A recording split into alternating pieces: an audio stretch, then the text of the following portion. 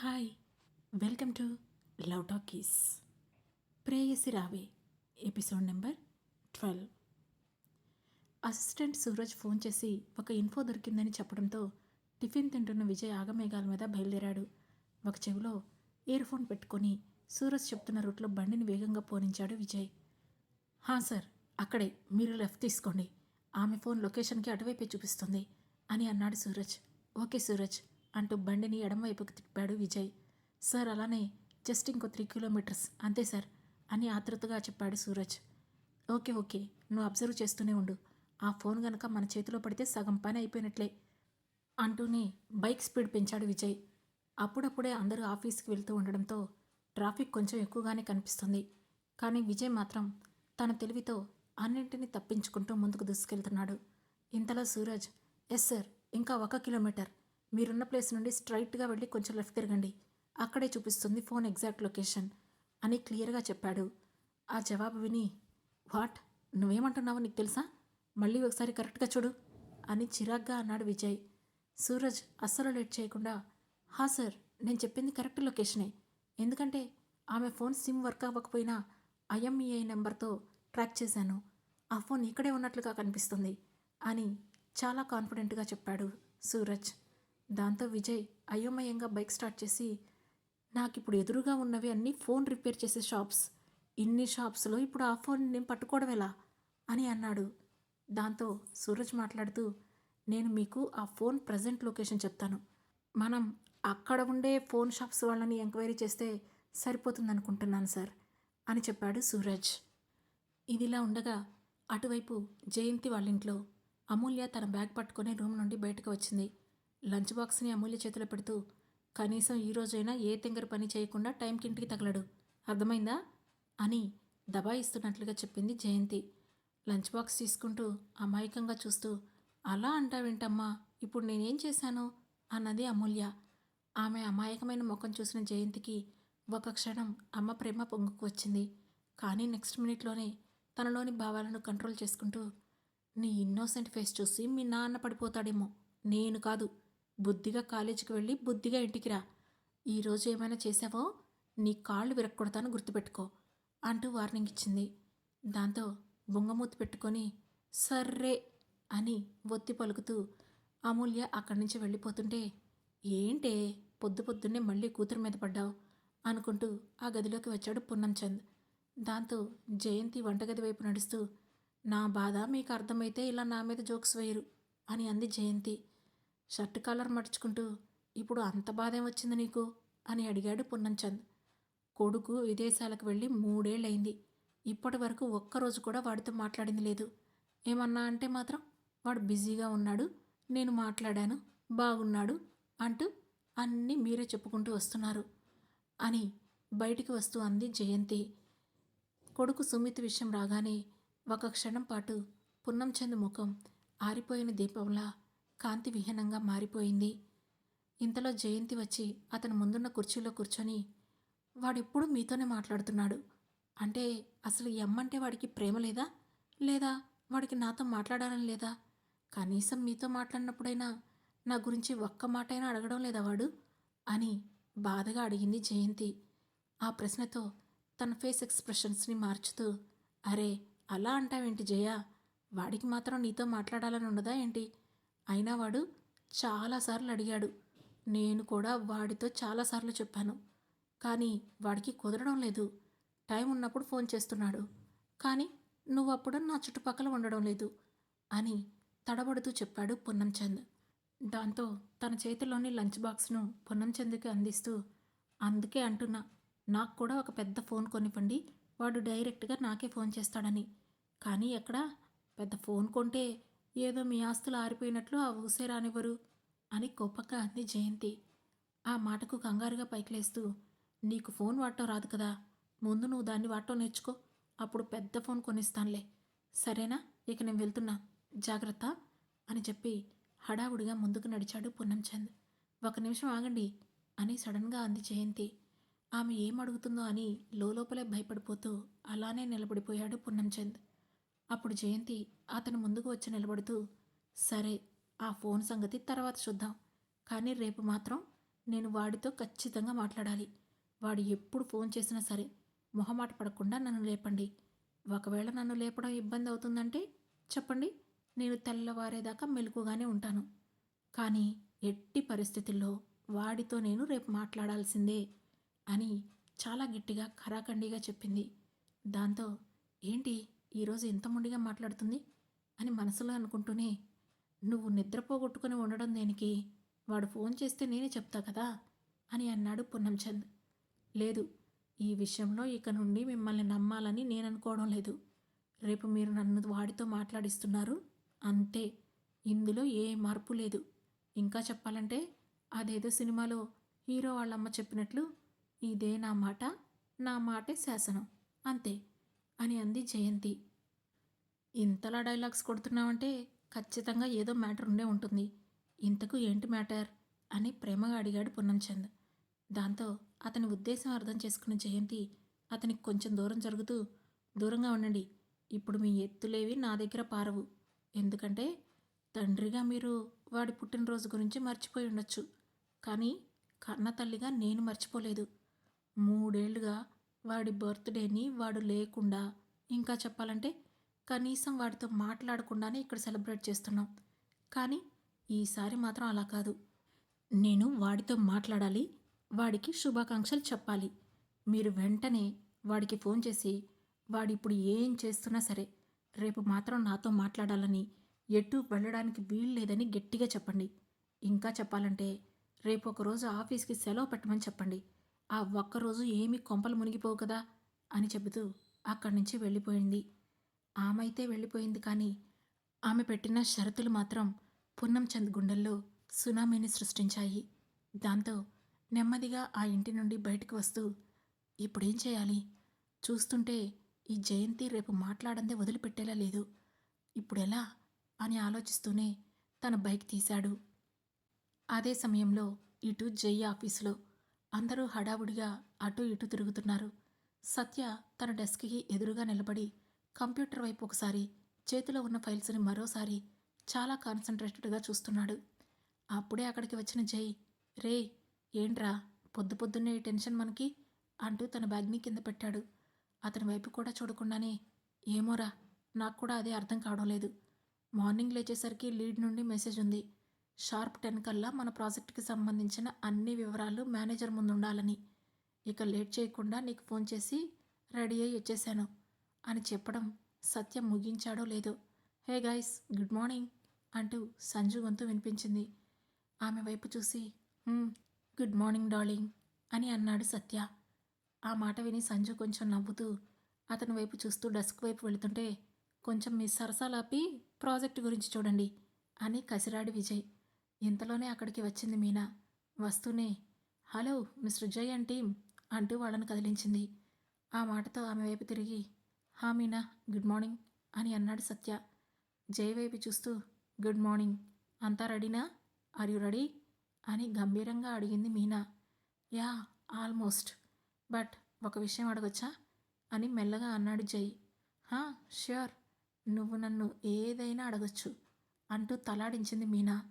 జై ఆమె మాటల్ని అంతగా పట్టించుకోకుండా, సడన్గా ఏంటిది? ఐ మీన్ నిన్నటి వరకు అంతా బాగానే ఉంది కదా, బట్ ఆల్ ఆఫ్ సడన్ ఈ చెకింగ్ అండ్ సబ్మిషన్ ఇదంతా దేనికోసం అని ప్రశ్నించాడు జై. యా, బ్రేకింగ్ న్యూస్ ఏంటంటే ఇంకొక 5 డేస్లో మనకు కొత్త మేనేజర్ వస్తున్నాడట. సో ఈయన ట్రాన్స్ఫర్ అయి వెళ్లే ముందు ఈయన అసైన్ చేసిన ప్రాజెక్ట్స్ స్టేటస్ కావాలని వచ్చే మేనేజర్ చెప్పాడట. అందుకే ఇదంతా అని చెప్పి, ఇక మీ డౌట్స్ క్లియర్ అయితే షల్ వి మూవ్ అని అడిగింది. దాంతో సంజుతో సహా అందరూ తమ ల్యాప్టాప్స్ పట్టుకొని, హా పదండి అని అన్నారు. కమాన్ అంటూ అక్కడి నుండి ముందుకు నడిచింది మీనా. ఆమె వెనకే మిగతా ముగ్గురు లోపలికి వెళ్లారు. మరోవైపు ఇటు విజయ్ బైక్ ఒక సెల్ ఫోన్ షాప్ ముందు ఆగింది. చెవిలో ఉన్న ఇయర్ ఫోన్ మీద ఒకసారి చెయ్యి వేసి, హలో హలో సూరజ్ అని అన్నాడు విజయ్. హా సార్ ఉన్నాను అని జవాబిచ్చాడు సూరజ్. నీకు క్లారిటీగా ఉంది కదా, ఇదే కరెక్ట్ షాపా అని అనుమానంగా అడుగుతూనే ఎదురుగా ఉన్న షాప్ మెట్ల వైపు చూశాడు విజయ్. హా సార్, ఎగ్జాక్ట్గా మీరున్న లొకేషన్, ఆ షాప్ ఉన్న లొకేషన్ 2 సేమ్గా ఉన్నాయి. సరిగ్గా మీ ఎదురుగానే ఉంది ఆ ఫోన్ అని చెప్పాడు సూరజ్. దాంతో అతని మాటల మీద నమ్మకంతో ఓకే ఓకే అంటూ ఆ షాప్లోకి ఎంటర్ అయ్యాడు విజయ్. అవతలి వైపు వస్తున్న సౌండ్స్ను బట్టి షాప్లో ఏం జరుగుతుందో ఊహించుకుంటూ ఉన్నాడు మరోవైపున ఉన్న సూరజ్. లోపలికి వచ్చిన విజయ్ని చూస్తూ చెప్పండి సార్, ఏం కావాలి? న్యూ మోడల్స్ చాలా వచ్చాయి, మీకు ఏ మోడల్ ఫోన్ కావాలి అంటూ అడిగాడు అక్కడ పనిచేస్తున్న సేల్స్మ్యాన్. నాకు కొత్త ఫోన్ అవసరం లేదు, కానీ లాస్ట్ టైం మా ఫ్రెండ్ ఇక్కడ ఒక ఫోన్ను రిపేర్కి ఇచ్చాడు, నేను దానికోసం వచ్చాను అని చెప్పాడు విజయ్. దాంతో ఎదురుగా ఉన్న అబ్బాయి ఓ ఓకే సార్, డేట్ అండ్ ఆ ఫోన్ పేరు చెప్తారా అని అడిగాడు. దాంతో ఒక క్షణం ఆగి "మ్మ్, డేట్ సరిగా గుర్తులేదు, కానీ ఫోన్ అని చెప్పి ఫోన్ బ్రాండ్ పేరు చెప్పాడు విజయ్. దాంతో ఒక్క నిమిషం సార్ అని చెప్పి ఆ అబ్బాయి లోపలికి వెళ్ళాడు. విజయ్ గుండె మందవేగంతో కొట్టుకుంటుంది. కేవలం అతనికే కాదు, అటువైపు వింటున్న సూరజ్ గుండె కూడా అదే ఆతృతతో వింటుంది. సమయం 5 నిమిషాలు గడిచింది, కానీ ఆ అబ్బాయి ఇంకా బయటికి రాలేదు. ఎంతసేపు ఏం చేస్తున్నాడు లోపల అని అనుకుంటూ కొంచెం లోపలికి తొంగి చూడడానికి ట్రై చేశాడు విజయ్. సరిగ్గా అప్పుడే ఆ అబ్బాయి లోపల నుండి బయటికి వచ్చి సారీ సార్, మీరు చెప్పిన ఫోన్ లాంటిదేది మా దగ్గర లేదు అని చెప్పాడు.